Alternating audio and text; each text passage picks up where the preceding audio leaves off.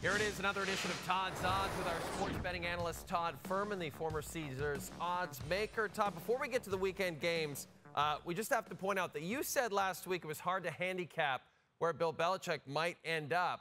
But you did point out that you thought he'd be great on TV. Well, that was 15 to 1 on FanDuel last week. I guess we should have jumped on that, right?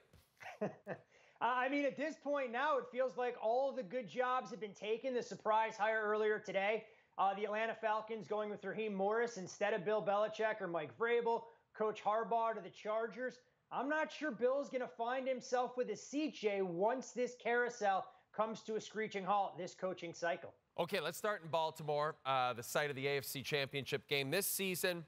Patrick Mahomes, 8-3 straight up, 9-1-1 against the spread as an underdog, and the Chiefs are indeed underdogs on the road against the Ravens this weekend.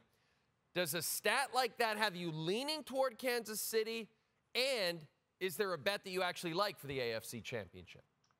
A stat like that gives me the ultimate respect for Patrick Mahomes and what he's been able to accomplish. But I think it just speaks to his pedigree more than anything else, Jay, because clearly when odds makers write him off, he's able to go out there and exceed expectations. But this feels like a mountain that's going to be too big for the Kansas City Chiefs to climb against the Baltimore Ravens, who come into this spot clicking on offense, given what we saw in the second half against the Houston Texans, and with a defense that probably hasn't been given enough credit for all the statistical categories they've been able to dominate this year. I look at the Chiefs, and they have been beneficiaries of getting the right opponent the right week. We can start with the Miami Dolphins, who are banged up defensively. Then they get the Bills, and Buffalo has 2 less days of rest, along with a couple of key linebackers that are out.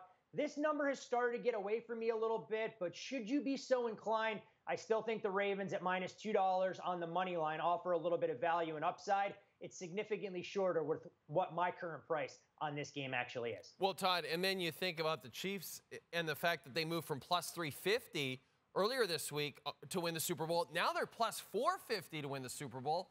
Do you like a little bit of value there? You know, that number's drifted out. It meshes with the line movement that we've seen for the AFC Championship. And I think last week was the opportunity to buy into the Chiefs before they went into Western New York and knocked off the Buffalo Bills as a 2.5-point underdog. I would want no part of the Chiefs at plus 450 here. If anything, if you do believe the Chiefs are the side come Sunday against Baltimore and you're on the opposite side of me, you're better off looking to bet them on the money line and then take those winnings and roll them over into a Super Bowl matchup, most likely against the 49ers, because that'll actually give you a better payout. All right, well, let's talk about that 49ers game. Detroit Lions, this is interesting. Lions 16-4 against the spread under Dan Campbell when they're 4-point underdogs. They're actually 7-point underdogs this weekend.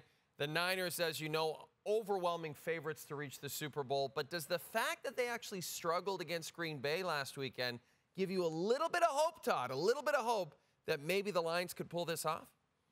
I think it gives Lions fans a little bit of hope, Jay, but it doesn't give me much hope. I think, if anything, you get a 49ers team that feels like they dodged the proverbial bullet against the Green Bay Packers. They didn't play their best game. The elements definitely had a hand in that 24-21 decision. But knowing we're going to get sunny conditions, temperatures north of 60 against the Lions team, who will be playing outdoors for just the second time since late October, I think it sets up for San Francisco to take advantage of a Lions secondary that's given up chunk yardage to elite wide receivers in Mike Evans last round, Puka Nacua the round before. And while the Lions have been arguably one of the best stories in the NFL this year, I think this is where Brock Purdy erases all doubt about him being the quarterback for the Niners, not just for this playoff run, but also going forward. Look for San Francisco to find a way to get things going early, and I think they can win this game comfortably. And if they do win, of course, Christian McCaffrey will be a big part of that win. I want to show you something, Todd. Let's take a look at the odds for the Christian McCaffrey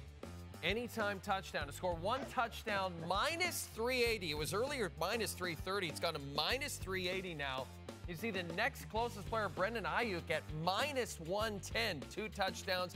You see how it develops through there.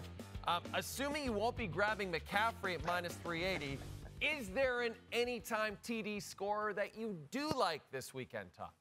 In a league like this, Jay, where anything that can happen often does, you have to be a little bit risky to lay that kind of price, knowing that all it takes is a hit early in the game, and Christian McCaffrey may not even get a goal line opportunity. So for me, I'm going to stay in the backfield, but I'm going to go to the other game with the Baltimore Ravens and look at Gus Edwards at plus 140 as an anytime touchdown score. I think the power run game for Baltimore is going to be the focal point for the way that they can blow that Kansas City defensive line off the ball. And while Lamar Jackson was the beneficiary with 2 rushing touchdowns last week, I think the Gus bus finds pay dirt this week. I'll take him at plus 140. Probably the best value that I've seen for anytime touchdown score in the 2 championship games. And before I let you go, Todd, how many compliments have you received for your salmon-colored dress shirt today?